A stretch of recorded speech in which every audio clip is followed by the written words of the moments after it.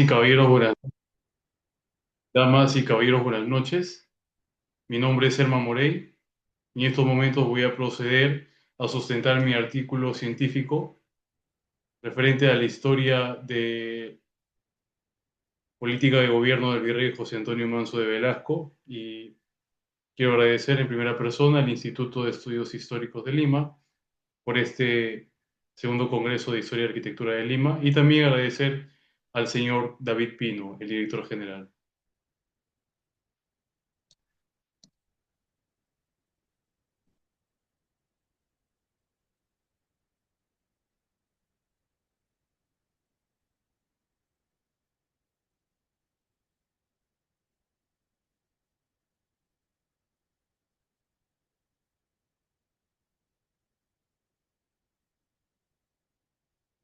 Muchas gracias. El título de mi investigación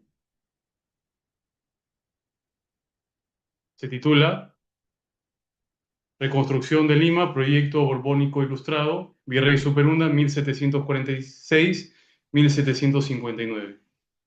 El autor, el suscrito, Herman Morey, y la línea de investigación es Historia y Conservación, que tiene la categoría en el aspecto histórico, cultural, urbano y arquitectónico.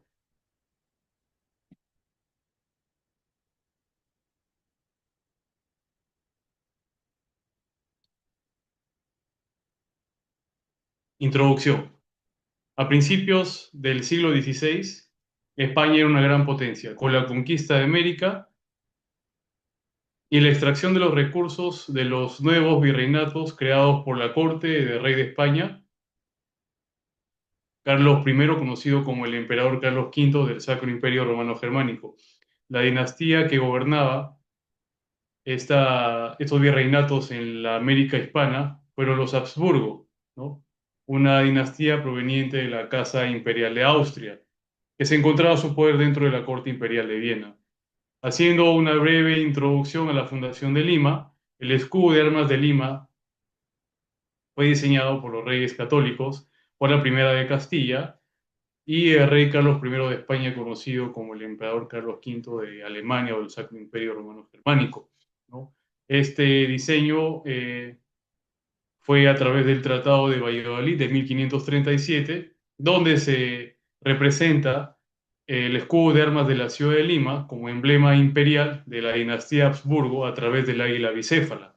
Este escudo de armas era representación del virreinato del Perú, con su sede en la capital virreinal de Lima, ¿no? Se aprecia claramente dos columnas a los costados del águila bicéfala, es un águila de dos cabezas, que representa el estatus imperial de Austria, ¿no? De las cuales el gran representante de la corona imperial fue Carlos V, conocido también como Carlos I. El virreinato del Perú era uno de los territorios novohispanos más grandes, el segundo más grande. El primero era el virreinato de la Nueva España, actual México, y el virreinato del Perú se fundó en noviembre de 1542 mediante las leyes nuevas de Carlos V, establecido como Lima su capital territorial virreinal. Si bien es cierto, en este espacio de tiempo, entre 1537 y 1542, ¿no?, el auge y el apogeo del estilo barroco en todas las potencias europeas y también en los virreinatos de Hispanoamérica. Después de la introducción y la línea de tiempo de la dinastía Habsburgo que gobernó la península ibérica, los virreinatos en la América hispana y también en las Filipinas, fue de 1537 hasta 1700.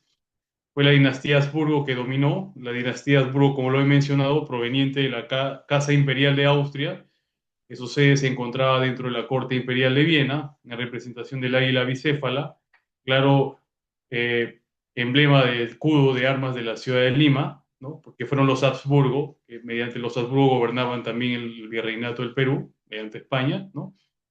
Y esto, al pasar los años, desde 1537, con Carlos V, fue antecesor de Felipe II en 1556. Y este le sucede Felipe III en 1598 y en 1621 ingresa Felipe IV, ¿no? Luego, en 1665, ingresa Carlos II, el último rey de los Austrias, en gobernar España y la península ibérica y los virreinatos en América Hispana, conocido como Carlos el Hechizado. Fue el último rey de los Austrias, él muere en 1700 y con eso eh, se finiquita un ciclo y se inicia uno nuevo. En 1700, después de la muerte del último rey de los Austrias, Carlos II, conocido como el Hechizado, se inicia la Guerra de Sucesión Española. Dentro de la contextualización, el cambio de dinastía en el periodo borbónico se aprecia una línea de tiempo de inicio de las reformas borbónicas en España y en sus dominios en la América Española. Claramente se aprecia desde 1701 hasta 1759, que dicta la línea de investigación de este artículo, ¿no? Claramente, en 1701, después de la muerte de Carlos II el Hechizado, se enfrentan las tropas del emperador Leopoldo I del Sacro Imperio Romano Germánico a favor de su hermano, el archiduque Carlos, ¿no? Las tropas carlistas del Sacro Emperador se enfrentan contra las tropas de Luis XIV, el rey Sol de Francia, el constructor de Versalles. Estos dos se disputaban el trono español, ¿no? De las cuales se da inicio a la Guerra de Sucesión Española de 1701 hasta 1714. Este conflicto dura 13 años, fue una guerra cruel y larga, y de las cuales el conflicto bélico se finaliza con el Tratado o Pacto de Utrecht en 1713, de las cuales uno de los descendientes de Luis XIV, el rey Sol de Francia, quien viene a ser Felipe Duque de Anjou, bisnieto del rey francés, ¿no? Se embiste como Felipe V, y fue así que viene el primer rey de la dinastía borbónica en España, un francés, a gobernar el trono español, ¿no? Así, en 1715 toma posición como el primer rey de la dinastía borbónica en España, Felipe V, ¿ya? Y claramente sus ministros de Felipe V aprecian que sus dominios, España, los virreinatos en la América Hispana, las Filipinas, España y sus dominios se habían rezagado hacia los nuevos avances científicos y a todos los términos a la de la Ilustración borbónica, ¿no? Existía gran decadencia del imperio, un escenario de precariedad, atraso y corrupción por parte de las autoridades virreinales, ¿no? En España y hacia sus dominios, ¿no? Fue muy importante para Felipe V iniciar el proceso borbónico con las reformas, ¿no? Y una de las implementaciones en este espacio de tiempo, desde 1715 hasta 1745, fue la creación de los nuevos virreinatos y de las nuevas capitanías generales, ¿no? Finalizando casi en 1733, el primer pacto de familia entre Felipe V y Luis XV, el rey francés, fue muy importante porque en este espacio de tiempo, Felipe V, con tropas, con armamento, con economía, apoyaba a Luis XV en la guerra de sucesión polaca, un conflicto bélico que también se disputaban otras potencias de Europa y de las cuales Luis XV pidió ayuda a Felipe V para poder salvaguardar sus intereses. A la muerte de Felipe V, el primer rey Borbón español, en 1745 ingresa Fernando VI de Borbón y su consorte, la reina María Bárbara de Braganza. Su periodo de gobierno se caracterizó por la paz y neutralidad frente a Francia y Gran Bretaña, que impulsaron también estos reyes españoles, ¿no? Las bellas artes, la música, la escultura, las tres artes nobles, y asimismo continuó Fernando VI con los lineamientos de reforma otorgados por su padre, ¿no? Si bien es cierto, en este periodo de tiempo, en el periodo de la Ilustración, eh, era la escolástica, la corriente filosófica que predominaba en este espacio de tiempo en España y sus dominios. Y esto ocasionaba que España se encuentre rezagada hacia la investigación, hacia el aporte de las ciencias, ¿no? Eh, en ese espacio de tiempo, Fernando VI fue considerado como un rey prudente, ¿no? Un rey pacífico, pacifista, paz para todos, guerra con nadie era su lema, ¿no? Y durante el segundo pacto de familia, que fue en 1745, muere su padre, Felipe V, ingresa Fernando VI, pero una de sus primeras reformas o aportes a su política de gobierno español, ¿no? hispano, fue con el pacto de familia entre Felipe V y Luis XV. Fue un pacto, un segundo pacto de neutralidad, ¿ya? entre Inglaterra y Francia para evitar conflictos bélicos después de la Guerra de Sucesión Austriaca que se inició en 1741, de las cuales se enfrentaban la Casa Imperial de Austria con la emperatriz que había asumido el trono en 1741, María Teresa de Habsburgo, quien fue la madre de María Antonieta, en contra del nuevo rey prusiano, que es actualmente Alemania, Federico el Grande, ¿no? Este pacto de neutralidad de Fernando VI claramente dejó como en constancia hacia las demás potencias de Europa que España quería estar en paz, no quería guerra con nadie. Y eso era prácticamente el lema de Fernando VI de Borbón y de su consorte María Bárbara de Braganza. Los reyes de España, desde el periodo de Felipe V y seguido de Fernando VI, estos dos reyes envían a sus representantes a gobernar el virreinato del Perú. Entre Felipe V envía a José Antonio Mendoza Camaño y Sotomayor, quien fue tercer marqués de Villagarcía de Arosa. Durante este tiempo se crea el virreinato de la Nueva Granada, que es actualmente Colombia, y las demás capitanías generales, que fue una de las principales reformas que abarcó en este espacio de tiempo de Felipe V, con el virrey José Antonio de Mendoza Camaño y Sotomayor, marqués de Villagarcía, ¿no? Al finalizar el periodo de gobierno del marqués de Villagarcía, ¿no? Y a la muerte de Felipe V, ingresando Fernando VI envía a José Antonio Manso de Velasco, quien fue gobernador de Chile, ¿no? Y también virrey del Perú, una de las más importantes personas representativas de la política de gobierno virreinal del siglo XVIII. José Antonio Manso de Velasco, excelentísimo señor, conde y caballero de la Orden de Santiago, eh, comandante general de los Reales Ejércitos de Su Majestad el Rey Felipe V y Fernando VI también, gentil hombre de cámara, quien restauró y reconstruyó como vicepatrono real y también reedificó la Santa Iglesia Catedral Metropolitana de Lima como parte de su reforma borbónica de la Ilustración. Él nació en Torresí de Ameros, en plena organización de Austria, de los Austrias, los últimos reyes Habsburgo, ¿no? Sus padres fueron grandes señores feudales de la aristocracia riojana alavesa, y en 1705 José Antonio Manso de Velasco, como político y militar español, participó en la Guerra de Sucesión Española, que fue un conflicto bélico bien mencionado hace un momento, que duró 13 años, ¿no? Y también en 1733 ingresa a las guerras de Italia, ¿no? Fue la esposa de Felipe V, Isabel de Farnesio, madre del rey Carlos III de España, quien envía a las tropas a estas guerras italianas a recuperar los territorios perdidos en el Pacto de Utrecht, ¿no?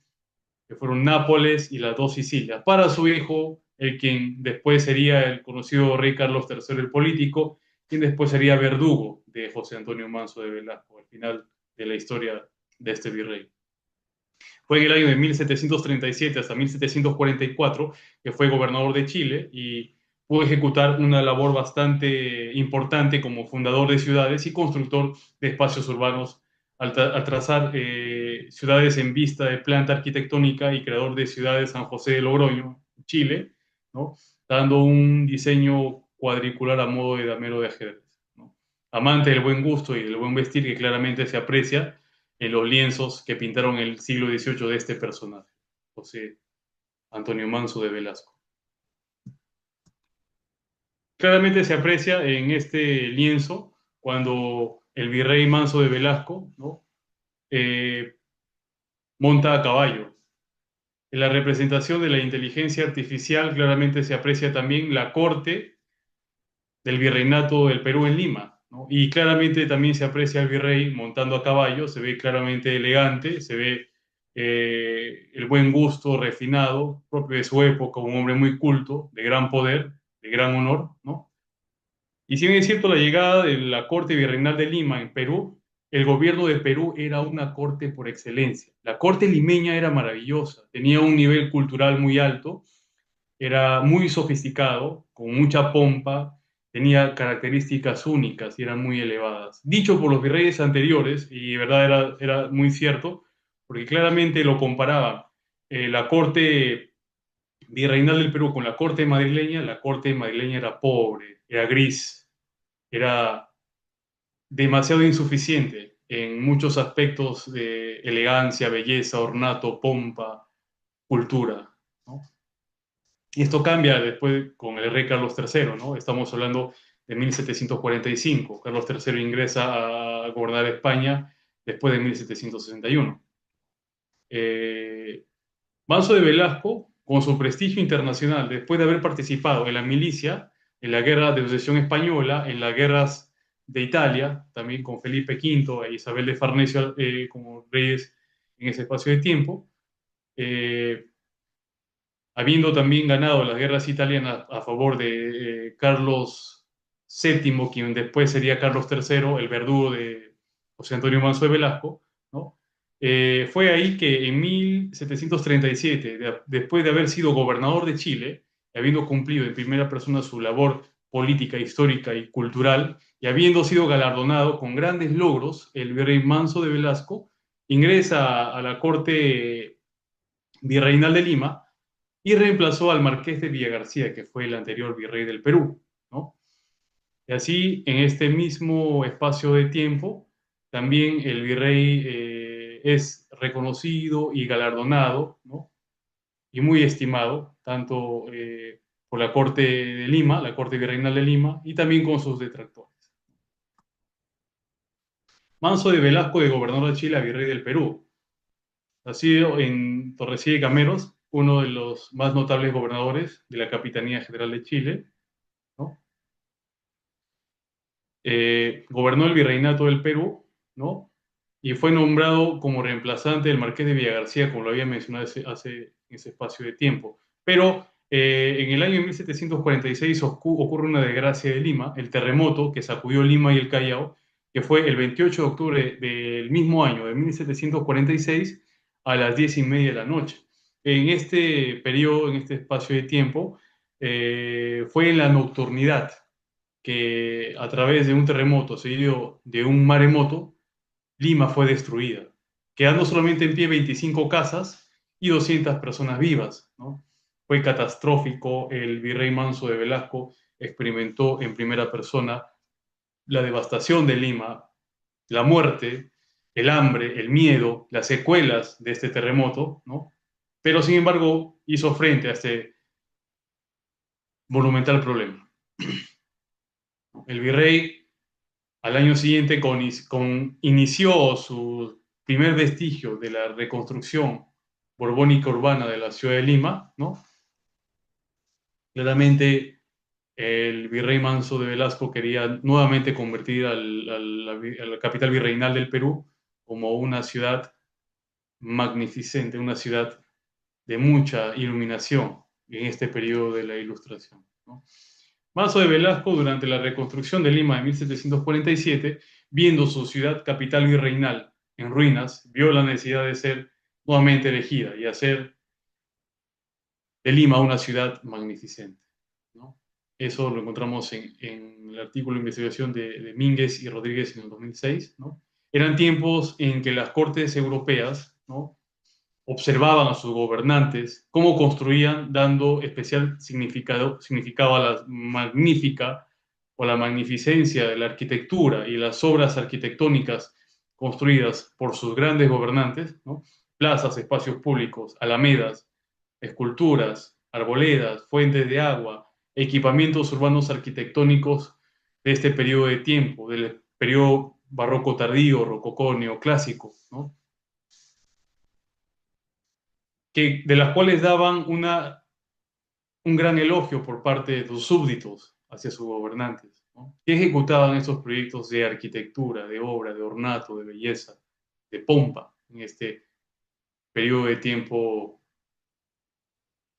muy importante de la Ilustración, ¿no? Sancho Jordán de Urries y Benito en su artículo de investigación 2001. Una de sus primeras reformas con respecto a la reconstrucción de Lima después del terremoto de 1746 fue la reconstrucción y diseño de nuevos planos urbanos de la ciudad. Entre ellos está la primigenia reforma borbónica urbana, la construcción y diseño de la fortaleza Real Felipe. Real Felipe es una fortificación de estilo militar, de carácter militar propio del siglo XVII, ¿no? Y este monumento histórico, que actualmente es Patrimonio Cultural de la Nación y de la Humanidad por la UNESCO, ¿no? Tiene una forma pentagonal, de las cuales existen 5 torres, ¿no? De las cuales se dividen entre el baluarte del rey, el baluarte de la reina, el baluarte de San Felipe, en honor a Felipe V, el primer rey Borbón, que había fallecido 2 años antes, en 1745, ¿no? También el baluarte de San Carlos. Este nombre lo inaugura el virrey Manuel de Amat de Junyent durante su periodo de gobierno después de 1761. Estamos hablando de 1747-48, ¿no? Después el baluarte de San José. Este baluarte sí lo inaugura el virrey Manso de Velasco. Tiene prácticamente su primer nombre, ¿no? Fue el virrey que lo mandó a diseñar, ¿no? Luego existe también el Torreón del Rey, el Torreón de la Reina y también la caballería de los cañones de guerra. Para este diseño primigenio de la reconstrucción de Lima y el diseño de la fortaleza Real Felipe como principal reforma borbónica urbana en construcción, el virrey José Antonio Manso de Velasco necesitó el apoyo de Luis Godin, un matemático, filósofo e ingeniero francés que en ese espacio de tiempo se encontraba como catedrático en la Universidad San Marcos en el siglo XVIII. Con sus conocimientos vastos e ilustrados de reorganización, espacio, arquitectura, urbes, ¿no? Manso de Velasco le pide el trazo de la fortaleza Real Felipe. Claramente se aprecia, ¿no? Los trazos primigenios. Después, la consolidación de la urbe, ¿no?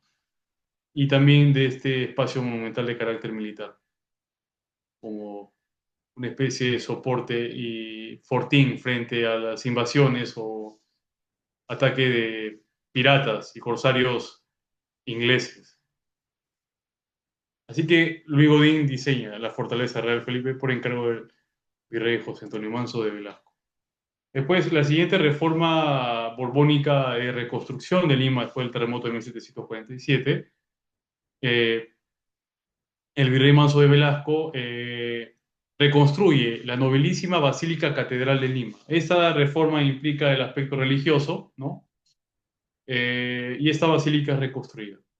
Tiene el concepto del virrey Manso de Velasco de reconstruir o restaurar el pacto primigenio entre la Iglesia Católica y la corona española, ¿no?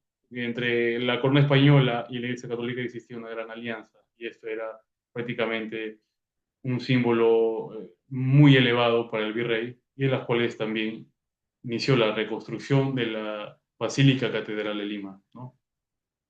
Otro de los espacios urbanos más importantes de carácter político que fue destruido por el terremoto de 1746, al año siguiente, se iniciara la reconstrucción del Palacio de los Virreyes. Actualmente es el Palacio de Gobierno, ¿no? Que no tiene nada que ver con la arquitectura virreinal, ¿no? Se aprecia claramente en la parte de abajo de esta diapositiva cómo es que era un boceto muy bien elaborado del Palacio de los Virreyes, ¿no? Que era de 2 plantas, ¿no? Y tenía un acceso principal para este espacio de uso gubernamental virreinal de este espacio de tiempo, ¿no? El virrey lo reconstruye, ¿no? Después del terremoto de 1747. El virrey se pone manos a la obra en la reconstrucción de Lima, claramente en los lienzos pintados en el siglo XVIII en representación del poder, se aprecia al virrey con el buen gusto, la pompa, eh, su vestimenta, ¿no? Claramente muy lujosa para su época, ¿no? Y se aprecia también al mando con el cetro de gobierno virreinal, ¿no? Y al fondo, la nobilísima Catedral de Lima en un proceso de reconstrucción después del terremoto. Es un acto noble, una labor monumental, ¿no? que el virrey en primera persona pues tiene que enfrentar, ¿no? Tiene que reconstruir, tiene que restaurar, ¿no? Y fue con Luis Godin, el matemático, catedrático, filósofo francés, ¿no? Investigador francés, que en ese tiempo se encontraba haciendo investigaciones y escritos en la ciudad virreinal de Lima, en la ciudad de los Reyes. Él fue quien hizo el diseño y los trazos de los espacios arquitectónicos que iban a ser reconstruidos en este periodo de gobierno del virrey Manso de Velasco. Entre las principales obras de reconstrucción en el gobierno del virrey Manso de Velasco, después del terremoto, se encuentra el Palacio Virreinal, ¿no? También la Basílica Catedral de Lima, ¿no? Después, bajo su mandato, también la restauración de la Casa de la Moneda, que es un espacio arquitectónico construido dentro de la arquitectura virreinal limeña, más o menos a mediados del siglo XVII, y también tiene características del estilo rococó y neoclásico, un barroco tardío, ¿no? Es patrimonio cultural de la nación, y efectivamente después del terremoto hubieron grandes daños que el virrey Manso de Velasco ejecutó la reconstrucción, ¿no? Y el saneamiento de este equipamiento urbano virreinal de esta época. Otro, otra de las reformas que el virrey José Antonio Manso de Velasco ejecutó fue la reconstrucción y restauración del Hospital San Bartolomé, que también se vio afectado por el terremoto de 1746, en octubre, ¿no? El virrey comienza a ejecutar la reconstrucción de algunos espacios de este monumento histórico, ¿no? Tanto internos como externos, que se vieron afectados, ¿no? Después del tsunami y del terremoto. Otro de los aportes dentro de la reconstrucción de la ciudad de Lima, ¿no? Fue el auspicio de los niños huérfanos del Hospital de San Andrés. En este espacio de tiempo del siglo XVIII, el Hospital de San Andrés era un equipamiento virreinal arquitectónico que cumplía la función de uso especial, ¿no? Porque era un auspicio de huérfanos o los niños desamparados después del terremoto, claramente los albergaron acá en este espacio arquitectónico.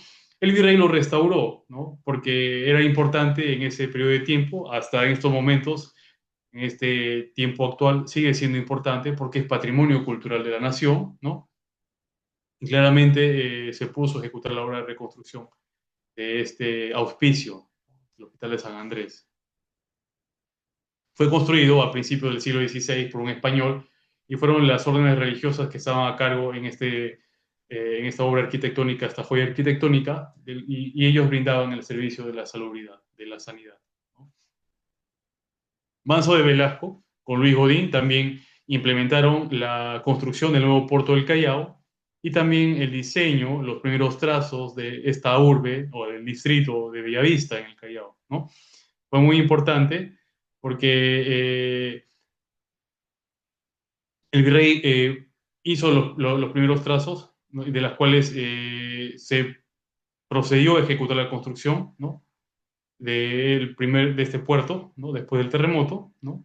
Y de las cuales también se construyeron almacenes y oficinas para el resguardo y guardo mayor de este espacio, ¿no? Que luego se puede apreciar aquí en imagen de la inteligencia artificial y también imágenes de bocetos y planos en vista vuelo de pájaro del siglo XVIII.